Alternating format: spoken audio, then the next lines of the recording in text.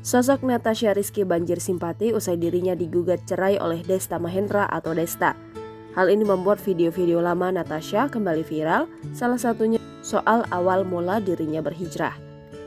Pada video yang diunggah oleh akun TikTok @dunia_tv, Natasha atau yang biasa dipanggil Caca itu menyebutkan bahwa dirinya mulai berhijrah usai melahirkan anak pertama.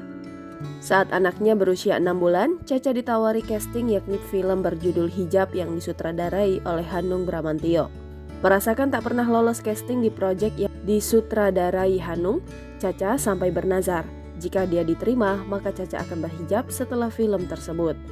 Usai diterima di film tersebut, Caca mengaku bahwa dirinya akhirnya berkeputusan untuk berhijab. Keinginan tersebut akhirnya dia ungkapkan pada sang suami, Desta. Mulanya Desta tak setuju dan mempertanyakan alasan dirinya mengenakan hijab secara tiba-tiba. Terus Desta langsung bilang, apa-apaan sih kok doa main pakai-pakai aja. Pokoknya Desta nggak setuju aku pakai hijab, ungkap Caca. Caca menyatakan bahwa dia hampir 9 bulan berdebat soal hijab. Akhirnya keduanya sepakat untuk Caca memakai hijab setelah diuji dengan sakit. Jangan lupa subscribe, share, komen, dan like ya.